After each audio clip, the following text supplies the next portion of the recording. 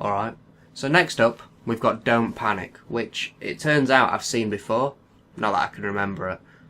Let's have a look. Don't Panic is a 1987 Mexican horror film directed by Ruben Galindo Jr. There isn't much information of this film online, so let's just get straight to the story. The film starts at our main character Michael's house, where he and his middle-aged teenager friends are at the end of celebrating his 17th birthday party. After the party, he talks to his alcoholic mother and hears a sound downstairs. He investigates and is surprised once more by his friends who have brought him a Ouija board. We get a glimpse of some of the horrible acting here. We didn't want to leave without first giving you your birthday present, Mike. And believe me, there's more to come. We also find he has a crush on the new girl at school, Alexandra, who's mostly eyebrow. We also get to meet Tony, whose performance is exaggerated to say the least. Bitching, Tony. They give the Ouija board a spin, but it doesn't seem to be working. Shut up, everybody! Wait! Wait!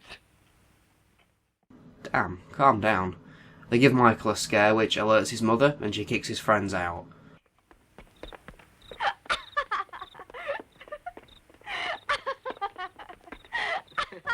Not sure what's so funny, really. We also learn here that Michael's father is a pretty bad father. The next day, Michael is late for school, so he bribes a security guard with a porn magazine, very 80s, and bumps into Alexandra, who is also late. They decide to spend the day together, and we get a little montage of them having fun. Not sure what that sound's all about. They really seem to like sound effects in this film. Michael goes over to Tony's place to tell him that he's falling for Alexandra, and Tony gives him some cliché love advice about an undying rose or some bollocks. That night Michael's restless, and he wakes up with red eyes, and this happens.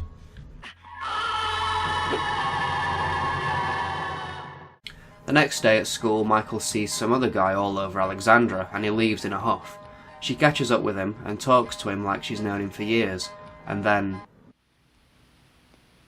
I love you. Wow, that was quick. She goes round to his house after school, they talk more cliché lines, and then have sex.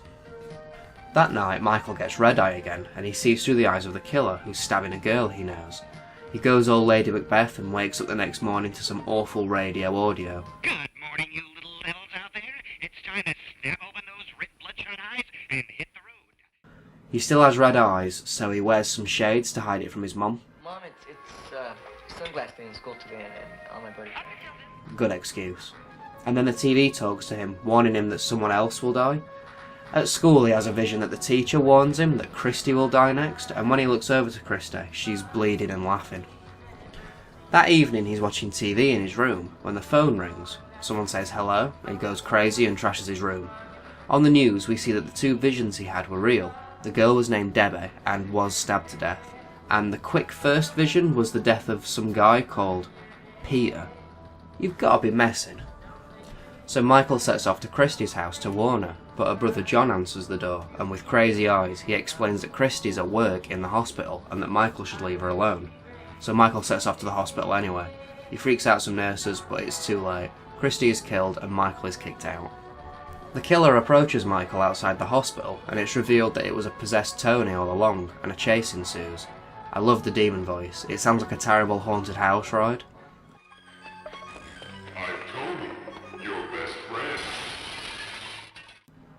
Michael makes it back to his house, but his mum thinks he's crazy, so a doctor comes over to sedate him.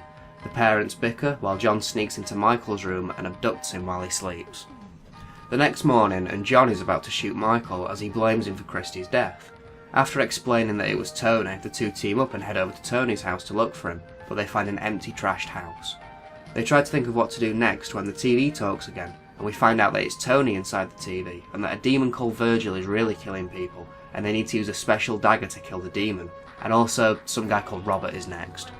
They go looking for Robert and find him drunk, and we get some stupid drunken acting. Hey man, what's going on? Where are you taking me, man? Shut up. They get Robert in John's car, and Michael goes back to grab a jumper for him. John leaves Robert unattended though, while he robs a shop for some cigarettes. Michael goes red-eye and sees that Virgil is killing Robert in the back of the car. John doesn't notice the body, however, and just gets in the car to wait for Michael. Virgil's in the back seat and jumps out and kills John. Virgil chases Michael, but the police come as they want to question Michael for the death of Christie. The police find the 2 corpses in the car and Michael runs off to Alexandra's house. It turns out though that Alexandra's family are having a very important meal with the senator. Michael gets invited to join them, but he starts having a vision, shoots blindly, freaks everyone out, and runs off with Alexandra to go look for the knife. They find the knife and a showdown in a warehouse begins. Michael drops some big metal thing on Virgil, trapping him. Virgil then levitates Michael, so Alexandra grabs the knife and kills Virgil. Michael falls and dies, and Tony comes back into his body and dies. Then we're at a funeral for Michael. Some cliche shit with a rose happens, the quality lowers for no reason, and the film ends. So, what did I think of the film? I thought it was okay, just okay. There were some fun bits, and I quite like the idea, even if it is a little done to death. I especially like they had a bad ending, we don't see too many of those. It doesn't look anything special, the effects are okay, the body count's quite low and the shots are serviceable, but it managed to keep me somewhat entertained. The music's really weird, kind of a nondescript horror music and 80s pop, and the sound effects are just bizarre. The acting can be really appalling in some places, as you've already seen. Here are a few more examples though.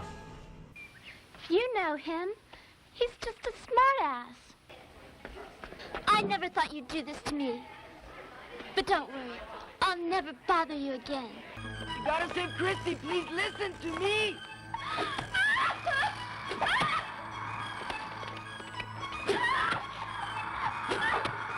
No! Now on to the release. The aspect ratio is good and the print is clean for the most part, but the audio is bad. Really, really bad. It's muffled and distorted in parts, and I've got some examples here. Here you are. Hi. How are you? Listen, I'd like you to come over to my house tonight. I want you to meet my parents. Just came because I don't want to leave things like this. These weird visions, and the doctor even told me he should see a psychiatrist. Or I'll interrupt the music that'll exorcise those morning demons away. And now for the case. Firstly, this tagline is awful, far too long and silly. The description on the back's weird. It's standard in what it says, but the text is justified, meaning we get this bizarre gap here and the terrible spacing issue down here. It just looks ugly and unprofessional. And they're also missing a comma and a question mark. We also get filmography again. How the hell do people keep missing these? But the runtime's not bad, off by 4 minutes this time. And now for the special features. What special features? This is another one where the menu's at the end, and what do we get? 3 images of video art and some filmographies. Terrible. Overall then, I'd say this is okay. The case is badly done, but the film was entertaining, and it's got a very 80s feel, which I think is a good thing. Now, there is another release of this under the Beyond Terror label, but I think it's basically the same thing. Could be good for a laugh. I'd slightly recommend this.